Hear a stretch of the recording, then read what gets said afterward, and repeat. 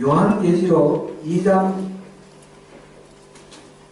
3장에 소아시아 에베소 교회로부터 시작해서 라오디게아 교회에까지 7교회에 보내는 예수의 편지가 있습니다.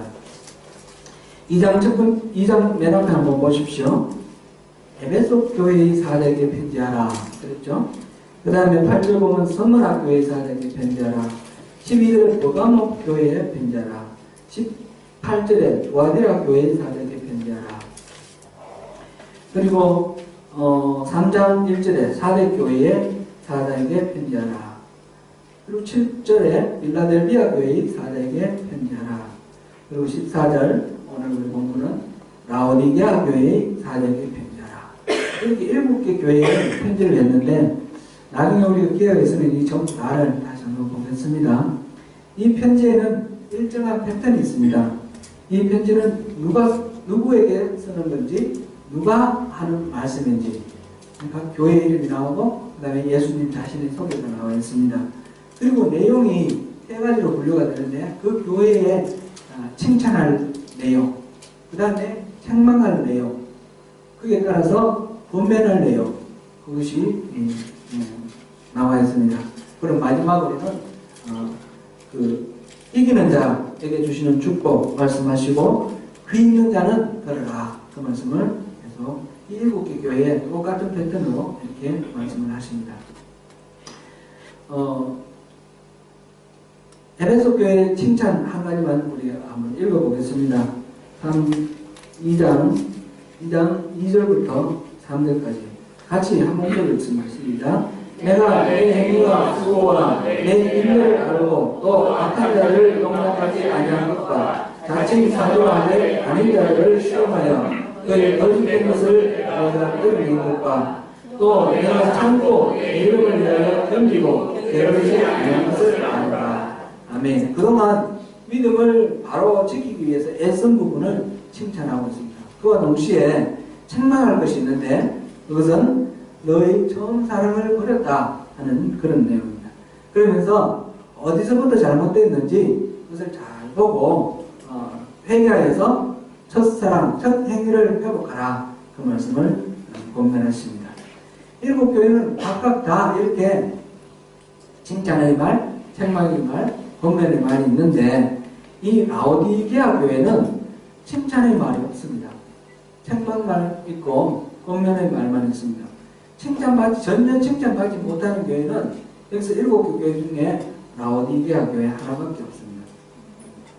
오늘은 이 라오디게아 교회에 대한 주님의 책망과 회복을 요청하시는 주님의 이 말씀을 살펴보면서 우리 교회가 당면하고 있는 이 문제들을 어떻게 분별을 하고 우리는 어떻게 교회를 세워나가야 될지 그것을 한번 같이 찾아보도록 하겠습니다.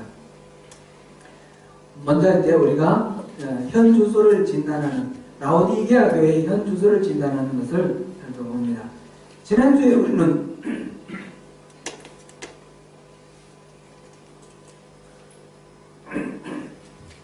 죄송합니다. 모든 교회는 예배를 드린다라는 것을 살펴보았습니다. 예배하지 않는 교회는 없습니다. 그러나 거꾸로 예배를 하면 다 교회냐? 그런 건 아닙니다. 가정에서도 예배를 하고 학교에서도 예배할 수 있습니다. 교회는 반드시 예배를 하지만 예배를 한다고 해서 다 교회는 아니고 또 교회라고 불리는 곳에서 예배를 하더라도 그 예배가 하나님하고 무관한 예배가 있습니다. 지금 라오디게아 교회가 바로 그런 교회입니다. 이 라오디게아 교회의 문제가 무엇인지 주님이 책망하시는 말씀 가운데서 그 문제를 한번 찾아보겠습니다. 본문 15절에서 16절까지입니다. 우리 한 목소리를 읽어봅니다. 내가 내 행위를 아노니 내가 타지도 아니하고 뜨겁지도 아니하노라. 내가 차든지 뜨겁든지 하기를 원하노라. 내가 이같이 미지근하여 뜨겁지도 아니하고 차지도 아니하니 내게서 너를 토하여 버리리라. 아멘. 주님은 라오디게아 교회 성도들의 그 신앙이 열정이 없고 또 어떤 분별이 없이 그저 뜨뜻미지근한 그런 상태라는 것을 책망하고 계십니다.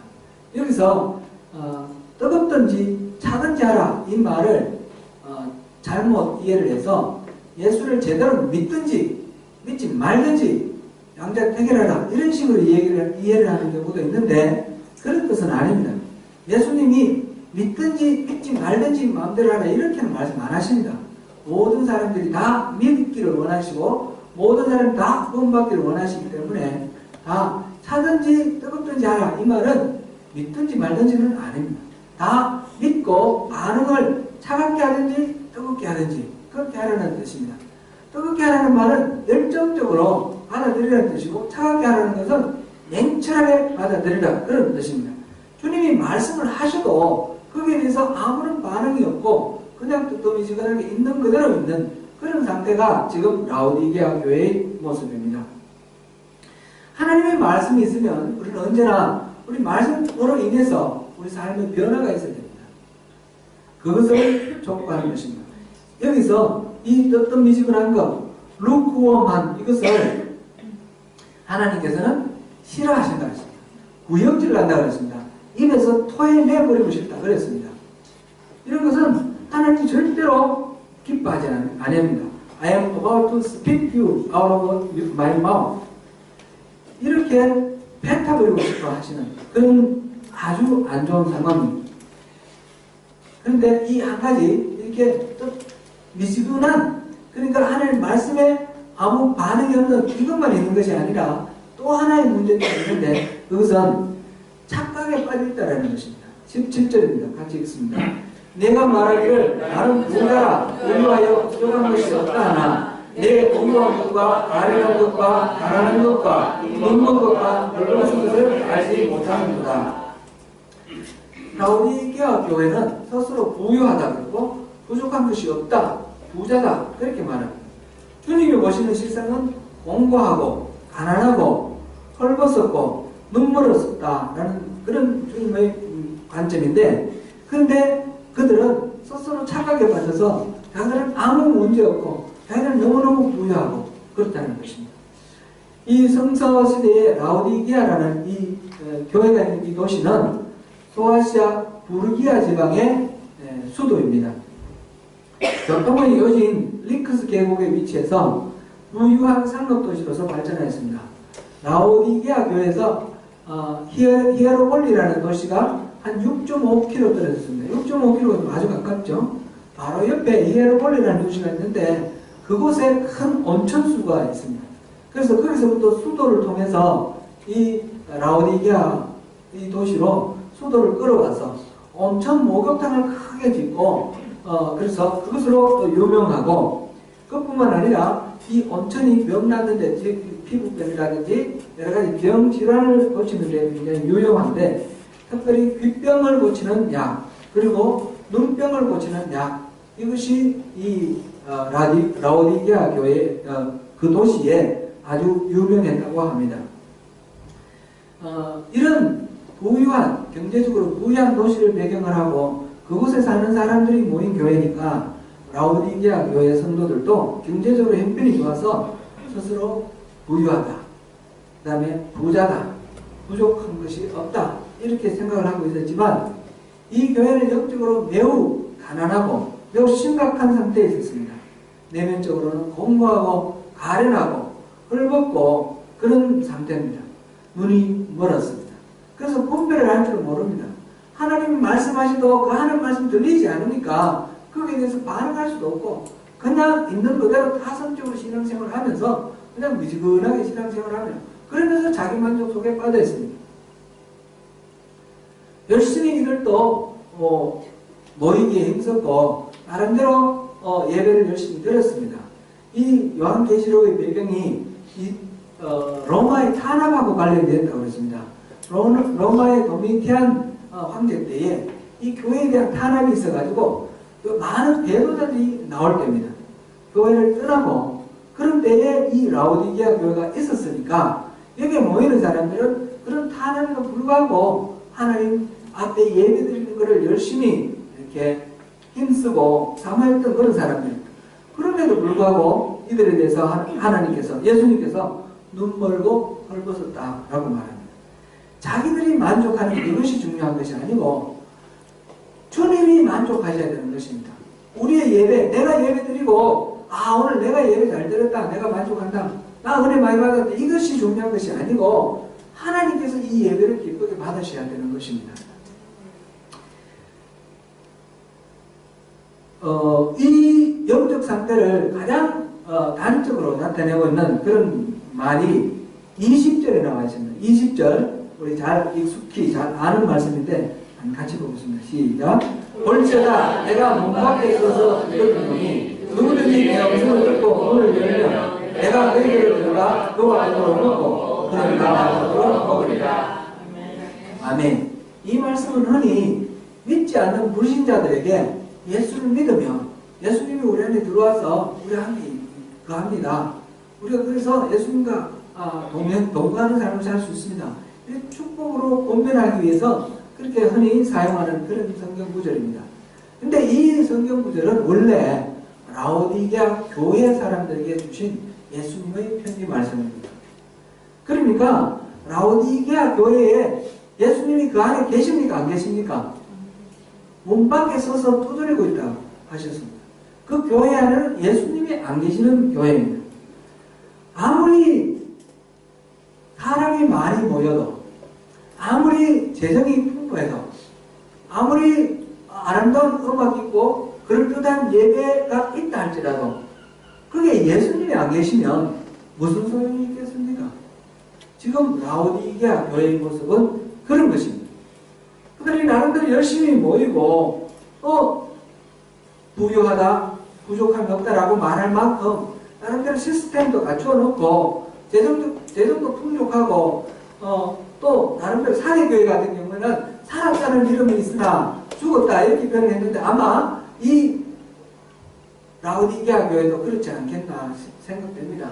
많은 사람들이 이렇게 교회를 찾고 전화드리니까 그 교회를 살았어. 프로그램들이 많고 그러니까 활동이 활발하고 그러니까 저 교회는 살아있는 교회야. 그렇게 사람들이 말해줄지도 모릅니다. 그러나 그런 것들은 전혀 주님의 입장에서 봤을 때 주님과 상관이 없습니다. 왜냐하면 예수님이 그곳에 안 계시는 상태에서 자기들 만족 가운데 하고 있는 그런 예배이고 신앙생활, 종교생활에 불과하기 때문에 그렇습니다. 이게 라오디게아 교회를 향한 주님의 책망입니다. 주님의 말씀 앞에 반응함이 없이 미지근하게 한 상태, 영적으로 공부하다가 못해 주님이 안 계신데 그것도 깨닫지 못하고 있는 이런 상태, 그것이 바로 라오디게아 교회의 현주소입니다. 오늘날 우리가 우리의 상태를 다시 한번 돌아볼 필요가 있습니다. 우리의 예배는 하나님이 기쁘시게 받으시는 예배인가? 예수님이 임재하시는 예배인가? 이렇게 라오디게아가 주님의 관점에서 잘못되어 있을 때, 주님께서 절대로 기뻐하지 아니하시는 이 상황이 있을 때 어떻게 해야 합니까? 그 상태로 주님은 내버려 두기를 원하지 아니하십니다. 주님께서는 바뀌기를 원하십니다. 그래서 포기하지 아니하시고 깨어나기를 원하셔서 라오디게아 교회를 일깨우시는 말씀을 하셨습니다. 그것이 18절 말씀입니다. 같이 보겠습니다. 내가 너를 원하노니 내게서 불로 연단한 금을 사서 보유하게 하고 흰옷을 사서 입어 벌거벗은 수치를 보이지 않게 하고 안경을 사서 눈에 발라 보게 하라. 아멘. 주님은 라오디게아 교회에 세 가지를 권면하고 있습니다. 첫째는 불로 연단한 금을 사라. 둘째는 흰옷을 사서 입어라. 셋째는 안약을 사서 눈에 바르라. 이 의미가 무슨 뜻인지 하나하나 우리 한번 살펴보겠습니다. 첫째, 불로 연단한 금을 사서 부유하게 하라. 지금 부유하다 부족함이 없다 하는데 하나님 보실 때는 너무너무 가난한 거예요. 진짜 부를 얻어야 돼요. 그게 이 불로 연단한 금이라고 표현을 했습니다.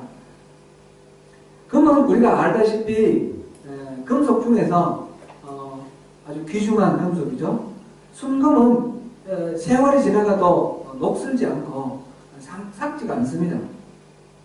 우리나라 그 삼국시대, 신라시대 금관이 오늘날도 옛모습 그대로 있지 않습니까?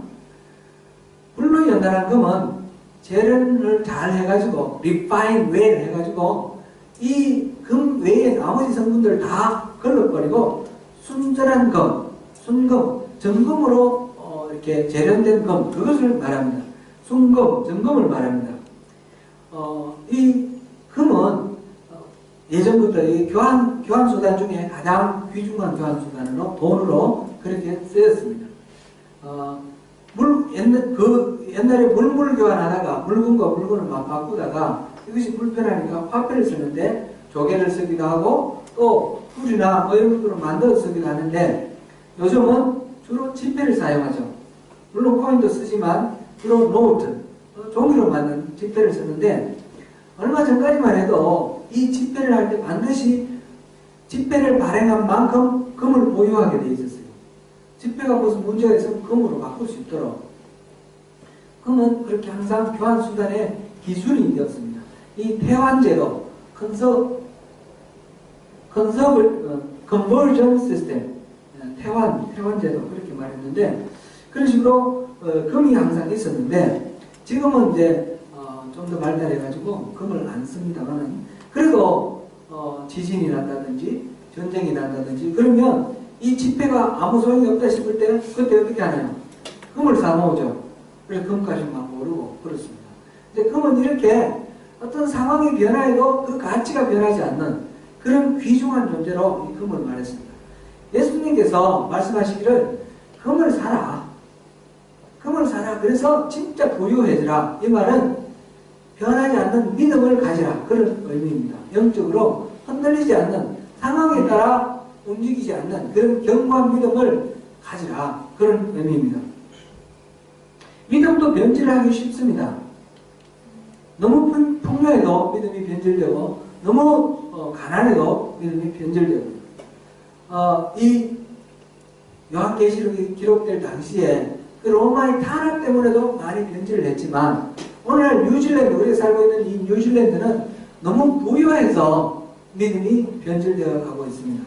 유럽이나 뉴질랜드는 교회가 완전히 망했다라는 표현이 될 정도로 그렇게 교회가 몰락하고 있습니다. 교인들이 줄어들고 있고 교회 건물을 팔아치우고 있는 그런 상황에 놓여 있습니다. 왜 이런 상황이 올까? 그 큰 이유 중에 하나가 경제적인 이유다, 경제적인 부유다 이렇게 말하려고 합니다. 삶에 부족한 것이 없으니까 뭐 아쉬운 것이 없으니까 하나님을 찾지 않는다는 것입니다. 그러다가 점차 신앙을 잃어버린다는 것입니다. 실제로 그러면 부유하고 하나님 필요 없는 존재가 되었느냐? 그렇지는 않습니다. 내면적으로 영적으로는 더욱 검핍해지고 그런데 그것을 알지 못해서 깨닫지 못해서 그런 부분에 눈이 어두워져서 그걸 보지 못해서 눈을 멀어서 그렇게 만족한 줄 알고 자기 만족 속에 빠져있는 것입니다. 뉴질랜드 사회보장제도가 세계에서 가장 좋은 나라죠. 그런데 자살률이 OECD에서 아주 높은 쪽에 속합니다. 특별히 청소년 10대 자살률은 OECD에서 세계에서 1등입니다. 1등. 우리가 상상할 수가 없는 뉴질랜드에 그런 일이 있을까 싶은데 실제로 통계에 그렇게 나와 있습니다. 왜 그렇습니까? 이 영적 상태를 이 물질적으로 부유하니까 그것을 빠져가지고 그 착각을 하면서 영적으로 무뎌지고 눈이 어두워져서 그렇습니다. 이렇게 경제적 부유가 오히려 우리 믿음을 약하게 하는 그런 경우도 있습니다. 견고한 믿음을 회복하고 굳게 써야만 합니다. 그래서 예수님께서 불로 연단한 금을 사서 부유하게 하라. Buy from me gold refined in the fire so you can become rich. 이렇게 말했습니다. 이 불로 연단한 금을 사라. 믿음, 흔들리지 않는 믿음을 가지라. 회복하라. 그 말을 쓰고 두 번째로는 흰옷을 사서 입어 벌거벗은 수치를 보이지 않게 하라. Buy from me white clothes to wear so you can cover your shameful nakedness. 이렇게 말했습니다. 지금 라오디게아 교회는 벌거벗은 수치를 보이고 있다는 말씀입니다. 죄와 악이 공공연하게 자행되고 있고 벌어지고 있어서 누가 봐도 저런 사람들이 이런 식의 탄식이 나올 수 있는 그런 죄로 가득한 사람들이 라오디게아 교회의 사람들이라는 상황입니다. 그러면서도 자기들은 부끄러운 줄 모릅니다. 하나님께서는 이 부끄러운 모습을 가려주고 이 죄의 집에서 좀 이렇게 해방시켜주고 싶습니다. 죄에서 좀 벗어나게 해주고 싶어서 흰옷을 사서 입어라. 그래서 그 부끄러움을 좀 가리라. 이렇게 말씀하시는 것입니다.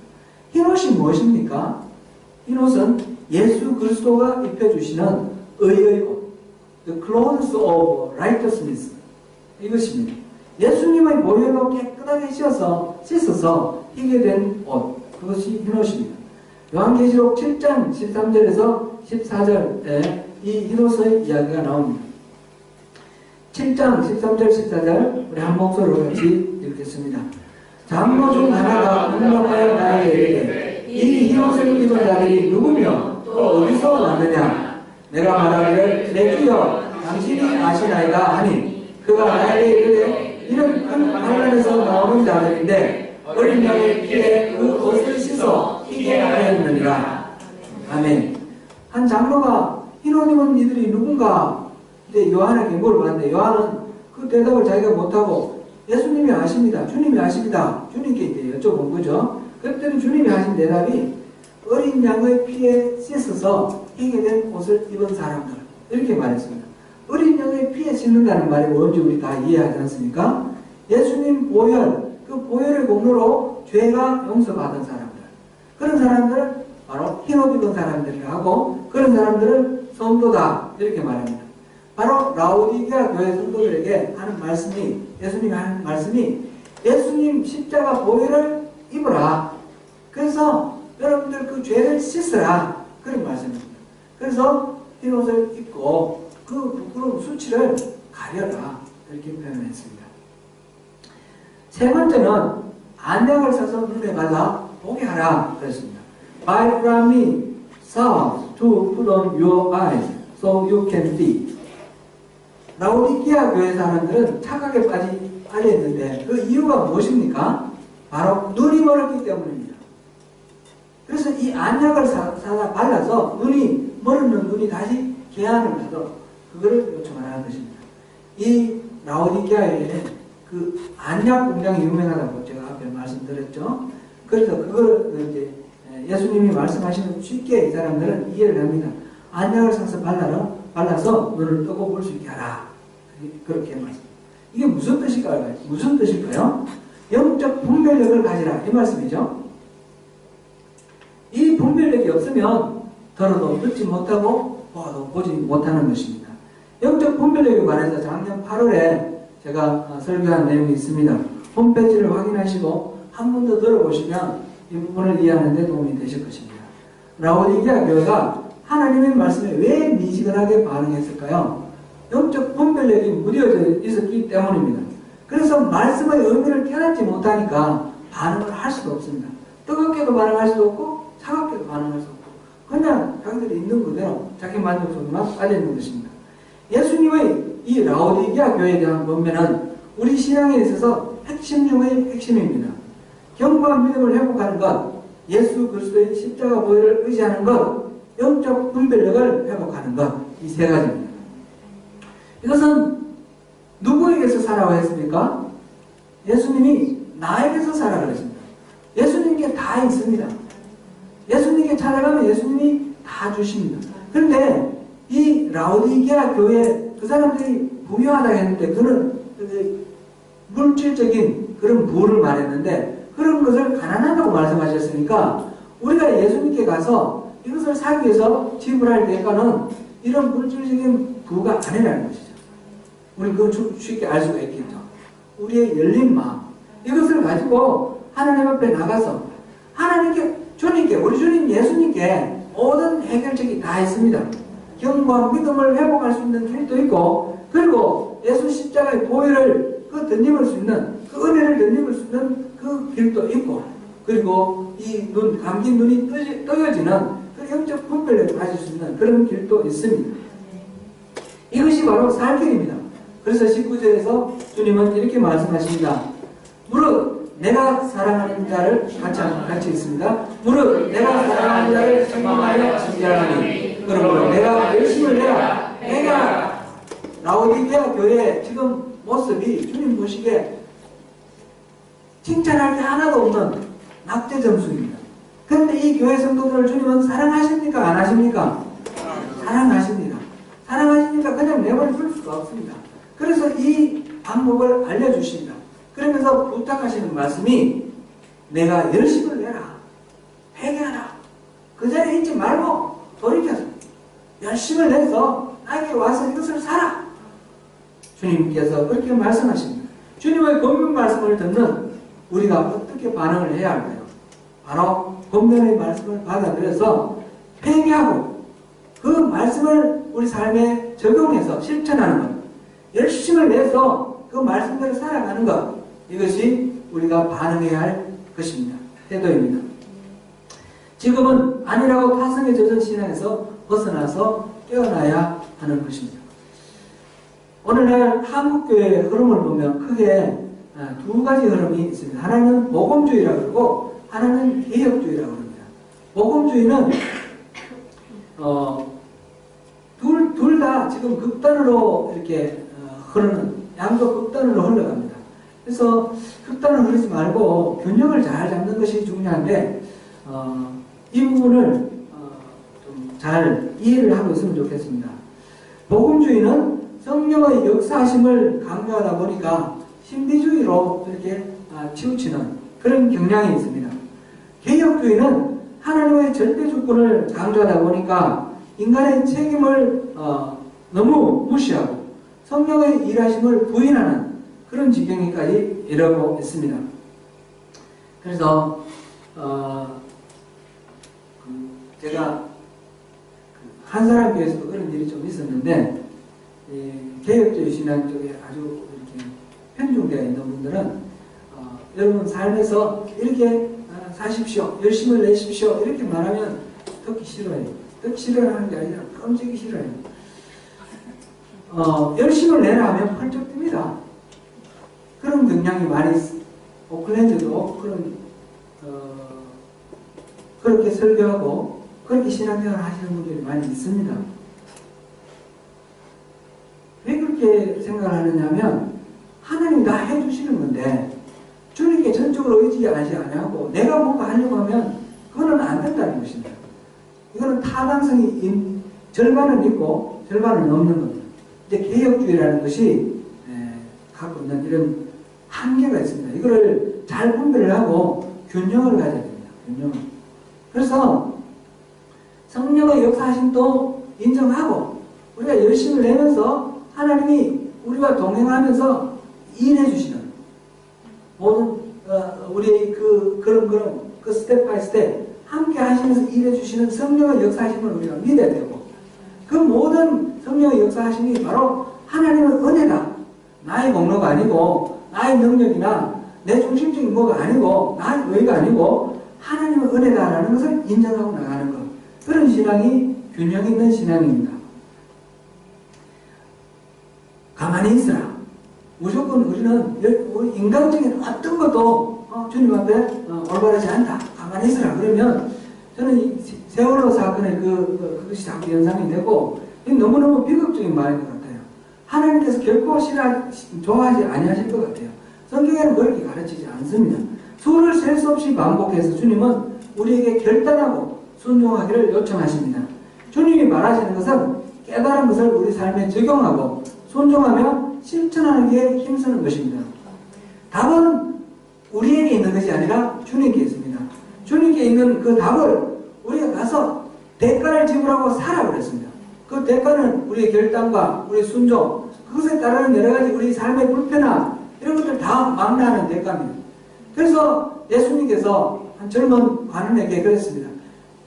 천국을 소망하는 그런 말씀을 말씀하시면서 내가 하신 것을 다 팔아서 이웃에게 나눠주고 나를 쫓으라. 그러셨고 천국 비유에서도 천국은 우리가 가진 모든 것들을 다 팔아서 살만한 그런 가치 있는 곳이다. 이렇게 말씀하셨습니다. 우리의 그 대가가 지불이 되더라도 그것을 살만한 곳이 바로 천국이고 그 모든 것들은 바로 하나님 안에 있다는 것입니다. 우리가 어떻게 해야 되는지 우리가 살펴보았습니다. 세 번째로는 이렇게 우리가 할 때에 하나님이 하실 일이 있습니다. 그것이 부흥을 주시는 것입니다. 그래서 이 부흥을 준비하는 것이 우리가 또한 깨닫고 또 준비해야 될 부분입니다. 예배를 드린다고 해서 다 교회가 아니라고 했습니다. 겉으로 보기에 부유해 보인다고 다 부유한 것이 아닙니다. 믿음이 바로 서고 십자가 복음이 살아있고 그리고 영적 분별력이 회복되어야 참된 교회가 됩니다. 그래야 참된 성도가 되는 것입니다. 우리는 교회의 부흥을 꿈꿉니다. 부흥이라는 말이 뭐라고 그랬습니까? 부흥은 교회 사람들이 많이 늘어나는 거. 교회 부흥됐네. 우리 흔히 그렇게 말하지만 부흥을 하면 사람 수가 늘어날 수 있습니다. 그러나 사람 수가 늘어나는 것을 부흥한다 그러지 않습니다. 부흥은 영혼이 살아나는 것입니다. 영어로는 revival, 영혼이 되살아나는 것, 나의 생명이 되살아나는 것을 부흥이라고 합니다. 특별히 그것을 부흥이라고 할 때는 한 영혼이 되살아나는 것을 말하지 않고 교회 전체가 되살아나고 도시 전체가 되살아나고 온 나라가 되살아나는 것, 그런 것을 부흥이라고 합니다. 평양 대부흥, 아일랜드 부흥, 인도 부흥 이런 게 있지 않습니까? 펜사콜라 부흥, 이런 부흥들은 한두 사람이 회심해서 이렇게 살아나는 것을 말하는 것이 아니라 온 교회가 살아나고 그 도시가 살아나는 그런 일들입니다. 도시가 바뀌고 나라가 바뀝니다. 술집이 문을 닫고 또 도박장이 망합니다. 사기꾼이 자수를 해서 그 경찰서가 너무 감옥이 자리가 부족할 정도로 그렇게 모두들 회개하고 주님 앞에 나가는 그런 역사가 일어납니다. 그리고 범죄자는 끊어집니다. 소명교회가 바로 그런 부흥의 불꽃이 되기를 원합니다. 이민생활의 고통과 질곡에 흐르기는 우리 교민들이 그 모든 질곡에서 벗어나서 살아난 그런 역사가 있기를 원하며, 우리로 인해서, 우리 한인 사회로 인해서 이 뉴질랜드 사회가 일어나고 오클랜드가 살아나고 뉴질랜드 전체가 살아나며 온 세계가 살아나는 그 부흥의 불씨가 바로 우리 소명교회에서 일어나기를 꿈꾸며 기도합니다. 여러분 함께 그렇게 기도하십시다. 그렇게 해서 세상의 전쟁 소식이 끊어지고 또 식량 부족으로 죽어가는 사람들이 더 이상 이 세상에 남아있지 않게 되는, 그리고 평화롭고 부족함이 없는 그런 세상, 하나님을 찬양하며 살아가는 그런 부흥된 그런 세상이 이루어지기를 원합니다. 그런데 부흥은 보면요, 어느 날 갑자기 불현듯이 찾아옵니다. 어제 기도했던 그 자리에 똑같은 사람들이 모여서 기도하고 있는데 그 자리에 어느 순간 부흥이 임합니다. 부흥을 위해서 우리가 부흥을 운동한다고 해서 부흥 운동을 일으킨다고 해서 부흥이 일어나는 것은 아닙니다. 부흥은 그 생명의 주인이신 하나님이 부어주시는 것입니다. 하나님이 우리를 살려주실 때 일어나는 것입니다. 그때는 우리가 알지 못하기 때문에 불현듯 하나님께서 그 부흥을 부어주시고 회개하는 영혼들을 통해서 하나님이 일하실 때 모르는 사이에 부흥이 찾아옵니다. 그런데 그 부흥에는 한 가지, 하나님이 부르실 때 그게 응답하는 성도들의 응답이 필요합니다. 오늘 본문 20절 다시 한번 읽어보겠습니다. 볼지어다 내가 문 밖에 서서 두드리노니 누구든지 내 음성을 듣고 문을 열면 내가 그에게로 들어가 그와 더불어 먹고 그는 나와 더불어 먹으리라. 주님이 문 밖에 서서 두드리고 계십니다. 주님의 음성을 듣고 문을 열 때에 주님이 들어오십니다. 우리가 열어드려야지 주님이 들어오시지 강제로 밀고 들어오시지는 아니하신다는 것입니다. 주님이 우리가 문을 열 때 들어오시면 우리와 더불어서 같이 먹고 같이 산다는 것입니다. 같이 먹고 같이 사는 사람을 식구라고 합니다. 패밀리, 가족입니다. 주님이 우리의 가족이 되어서 우리가 늘 함께 사시면서 우리의 모든 큰일 작은일 함께 의논하면서 함께 이루고 나가는 그런 삶을 사시겠다는 것입니다. 칭찬받을 것이 하나도 없는 라오디게아 교회, 믿음도 열정도 식어버리고 미지근한 상태에 있으면서도 스스로 부유하다 그러고 착각에 빠진 이 라오디게아 교회, 그 교회를 향하신 예수님의 부르심은 내가 너희 안에 들어갈 테니 제발 문 좀 열어라, 그 말씀입니다. 좀 들어가자. 이 말씀이 우리를 통해서 부흥의 꿈을 이루고자 하시는 주님이 우리에게 주시는 말씀입니다. 내가 너희에게로 좀 들어가자. 문 좀 열어다오. 주님을 모셔드려서 우리 신앙을 회복할 때 주님께서 우리를 통해서 도움을 이루실 것입니다. 지난주에 우리가 예배 준비사항 4가지를 보았습니다. 무엇이었습니까? 첫째, 핏부림을 받는 것. 핏부림을 받은 마음. 두 번째, 물로 씻은 몸. 세 번째, 온전한 믿음. 네 번째, 참마음. 그런데 핏부림을 받은 마음과 물로 씻은 몸은 누가 하시는 거예요? 예수님이 해주시는 거예요. 예수님이 우리에게 피를 뿌려주시고 우리를 정결케 씻어주시는 겁니다. 우리가 세례를 받을 때 깨끗하게 씻어주시는 거죠. 그리고 남은 것이 2가지가 우리가 할 일인데, 여기는 온전한 믿음과 참마음입니다. 근데 온전한 믿음도 이 참마음의 조건이죠. 그래서 진짜 하나님이 원하시는 건 한 가지, 참마음입니다. 한마디로 말하면 나 좀 믿고 네 마음을 내게 줘. 그 말씀이에요. 마음을 내게 줘. 내게 다오. 그러면 그 마음을 가지고 내가 너를 새롭게 할게. 우리가 예배할 때 주님 앞에 들고 나갈 것은 다른 무엇보다도 우리의 마음입니다. 참된 마음, 갈라지지 않는 마음, 거짓이 없는 마음, 부패되지 않는 마음. 내 안에 약점과 허물이 있더라도 속이지 아니하고 있는 그대로 겸손하게 주님 앞에 들고 나가서 주님 이렇습니다. 그렇게 있는 그대로 참된 마음으로 주님 앞에 나갈 때에 주님이 그 예배를 기쁘게 받으시고 그 예배를 통해서 우리를 새롭게 만들어 주신다는 것입니다. 나를 믿고 내게 너희 마음을 다오. 이게 하나님 예수님의 마음이고 예수님의 우리에게 향하신 요청입니다. 이럴 때에 교회가 살아나고 도시가 살아나고 온 나라가 살아납니다. 이 모든 흐름을 잘 분별할 수 있는 것이 바로 영적 분별력입니다. 이 영적 분별력이 있어야지 하나님이 말씀하실 때 우리가 바르게 반응할 수 있습니다. 이 눈이 감겨진 눈먼 상태에 있습니다. 그러니까 우리가 안약을 사서 받아서 눈을 떠서 개안을 해서, 그래서 하나님이 지금 우리 주변에서 일하고 계시는 것을 보고 하나님이 일하시는 그 자리에 우리가 동참하기를 원하고, 하나님이 우리에게 말씀 메시지 주실 때에 우리가 순종으로 그 앞에 나갈 때에, 그럴 때 하나님이 우리를 통해서 일하시는 것입니다. 우리는 많은 경우 하나님이 말씀해 주셨는데도 듣지 못하고, 하나님 분명히 사인을 보여주셨는데도 그것을 무시해버리고 그것을 우연이라고 생각하거나 아니면 나의 공로로 생각하거나 이렇게 착각하면서 하나님이 베푸신 은혜를 놓쳐버릴 때가 있습니다. 하나님이 그렇게 하면 우리에게 주시고자 하시는 그 구원을 우리가 누릴 수가 없습니다.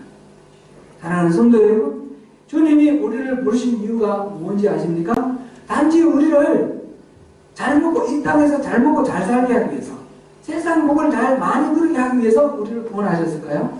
그렇지 않습니다. 그러기에는 이 구원의 값이 너무 쌉니다. 우리 인생 길어봐야 100년. 그것하고 비교할 수 없는 더 큰 복이 우리를 구원하신 하나님의 목적에 해당됩니다. 하나님이 그러면 우리를 그냥 잡아서 천국으로 보내려고 그렇게 우리를 구원하셨을까요? 그러려면 우리를 구원한 자리에서 바로 죽여서 천국으로 데려가시면 되겠죠. 하나님 그렇게 하기를 원하지 아니하십니다. 하나님이 우리를 부르신 이유는 우리 안에 오셔서 우리가 더불어 살기를 원하시기 때문입니다.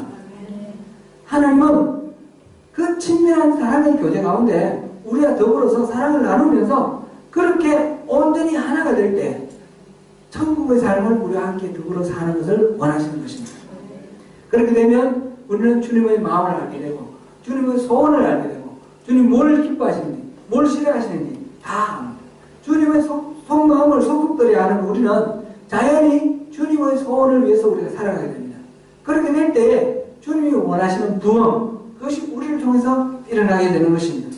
잃어버린 영혼들을 회복하고 죽어가는 영혼들을 살리는 일, 리바이벌, 진짜 부흥, 참된 부흥, 그것이 바로 하나님의 소원이고 그것이 바로 우리의 소원이 되는 것입니다. 그렇게 잃어버린 영혼들을 회복하실 때에 주님의 통로가 되시는 우리의 자리는 어디가 될까요? 그것이 21절 말씀입니다. 같이 보겠습니다. 이 길은 그에게는 내가 내 보좌와 함께 하여 주기를 내가 이기고 아버지 보좌와 함께 앉는 것과 같이 하리라. 예수님께서 아버지 하나님과 함께 앉아 있는 것처럼 우리는 예수님의 보좌에 함께 앉는다는 것입니다. 우리가 이기는 자가 될 때, 우리가 이 주님의 이 모든 초청에 응답하고 순종해서 우리가 이기는 자가 될 때, 우리는 주님의 보좌에 함께 앉게 되는 것입니다. 그렇게 우리를 향해서 하나님께서 말씀하시면서 마지막으로 부탁하시는 말씀이 22절 말씀입니다. 무슨 말씀입니까? 이 있는 자는 성령이 교회를 하시는 말씀을 들을지어다. 사랑하는 성도 여러분, 저와 여러분이 함께 주님의 일하심을 볼 수 있는 뜨여진 눈을 갖기를 원하며 주님의 음성을 듣고 순종할 수 있는 반응하는 그 귀 있는 자 되시기를 축원합니다. 기도하겠습니다.